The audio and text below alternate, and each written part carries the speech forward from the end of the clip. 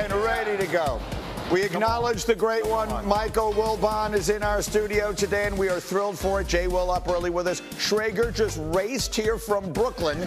You're about to find out why in a minute. Orlovsky is up early. Monica is with us from Boston this morning. We will have Windy later today as well. But it begins with massive breaking news in the NFL. Shefty drops a bomb a little less than an hour ago. The Dallas Cowboys and Pittsburgh Steelers are finalizing a trade. It will send wide receiver George Pickens to Dallas in exchange for draft pick compensation. The trade's expected to include a third-round pick, other pick swaps, and is expected to be finalized Wednesday. Wednesday, by the way, is today. So let's dive into it. Orlovsky is up. Wilbon's in on it, but we start. Peter, we've been waiting and wondering what would happen with Pickens. We thought it might happen before the draft. It didn't. Now what? The Cowboys were in the hunt to look for a wide receiver this entire offseason. They had not made that move yet. They finally do, and I will tell you that the Steelers have been looking at their wide receiver room for quite some time. They tried to get Brandon Ayuk last year in a deal from San Francisco. It didn't come to be.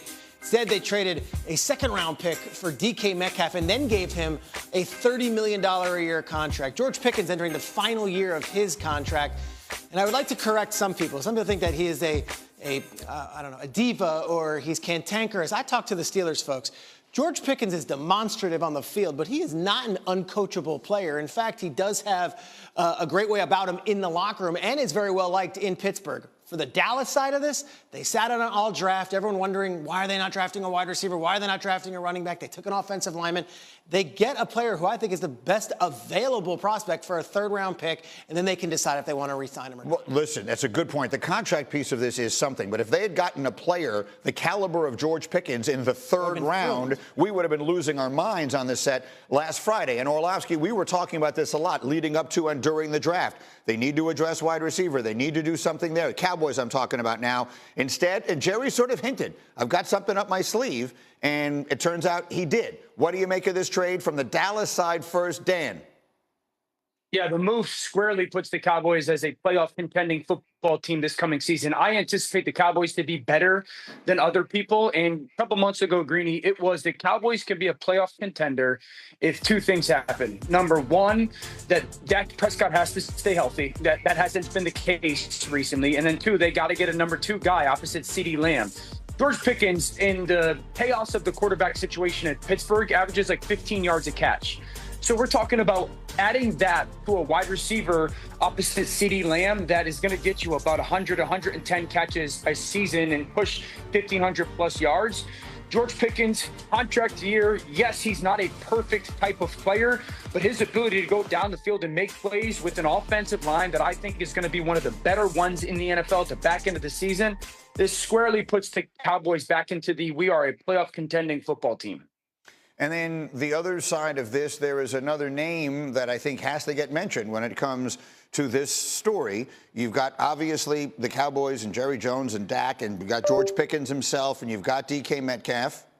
And then there is the ever-present and also ever-absent quarterback and Aaron Rodgers.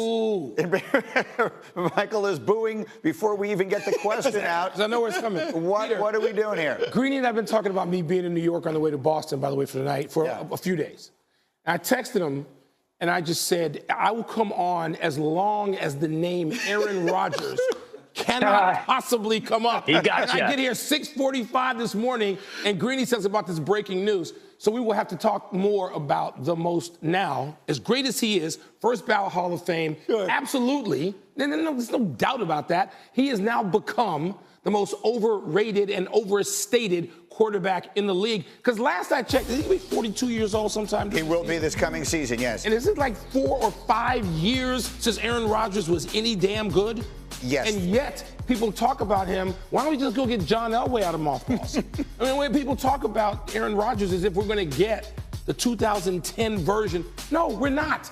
And we don't move on from it. And so I know here this trade is going to be Aaron Rodgers. If the Steelers, really, they're going to wait on this for Matt. So even if he's great for 1 year, what have you done? What have you done to your franchise, to your room, to your compensatory resources? What do you do? Nobody just looks at this and says, I'm sorry, this guy, he's not Tom Brady. Because we would have seen that over the past 3 or 4 years, and we haven't. So I know, here we go. The overstatement of Aaron Rodgers begins anew. Well, what do we state about Aaron Rodgers today? I mean, there's still no that the Kentucky Derby was thrilled. Everyone was gossiping. Does he have a wedding ring? He had a wedding ring on. No football talk. So we still wait. As was the case in February, as was the case in March, he told teams, I am on my own timetable. If you need to move on, I understand. It must be nice. Good for him. Well, now he's got a Hall of Fame career. And you know what? That Hall of Fame career is over. And we're the ones who don't want to get over it. He sounds like he's perfectly adjusting to what comes next. Go to the Derby. Go everywhere. You used to see Aaron Rodgers a lot at NBA playoff games. Yeah. It was great to talk to him then. He's really relaxed. But the notion that you're going to get the 2010 Aaron Rodgers, I find it. Or even the 2020 Aaron Rodgers. They would settle for the 2020, he won the MVP in 2020. That was really the last time we've seen him look like that player. Danny, go. Yeah, just how I said before that this puts Cowboys firmly as a playoff contender. I think this move takes Pittsburgh firmly out of the playoff conversation. I mean, their offense is really DK Metcalf and Pat Freiermuth right now. Robert Woods, so they don't really have that secondary pass option. Is this the least scary, least appealing offensive unit in the NFL right now? No longer having George Pickens. So attaching to Aaron Rodgers, I don't know if this is a place, if you're an older quarterback, you're like, man, I can't wait to get there. You know, this was a situation where it wasn't an awesome one a month ago. And now it's obviously less awesome. And so if I'm Aaron Rodgers, Pittsburgh just doesn't look like a place that, as a 42-year-old quarterback, I really have an appeal to go and play for, just because below average offensive line, one really dynamic offensive piece. Freiermuth is nice. This makes me think that Rodgers is going to look at Pittsburgh less appealing than he did a month ago. I would just add Najee Harris is no longer there either. He went to the LA Chargers, and this looks more like an Arthur Smith offense that we know, where it's two tight ends, let's run the ball, let's move chains. But they did trade a second-round pick for DK Metcalf and give him $30 million a year. So they're not throwing in the white flag just yet. All right, I have to get to all the injury news out of the NBA, and we'll be on this all morning long. But a quick take on the Cowboys from you, Michael. Dan just said this puts them squarely in something. Their division is so tough. How good are they? I live in Washington. Playoffs. I've been hearing this about the Dallas. I hear this every year about the Cowboys. Yeah. Every year. At some point, you know, there's more than simply putting these pieces together as if it's fantasy football. Yes, it seems like a reasonable move to make.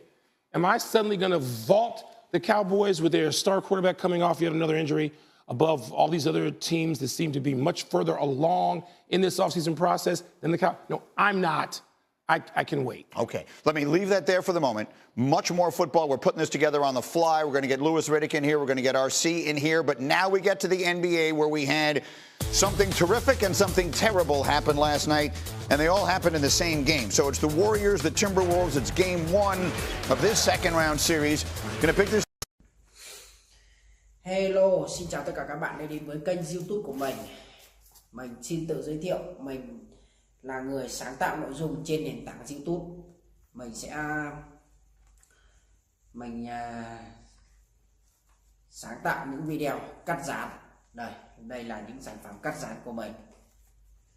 Đây, nội dung của mình làm trên kênh chính là cắt dán.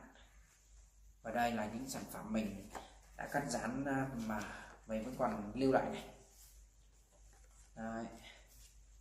Những đồ vật của mình sẽ làm là những đồ vật, động vật, con vật và rất nhiều những thứ khác mình không thể kể hết được. Đấy. Đây là một số những sản phẩm mình làm ra thôi.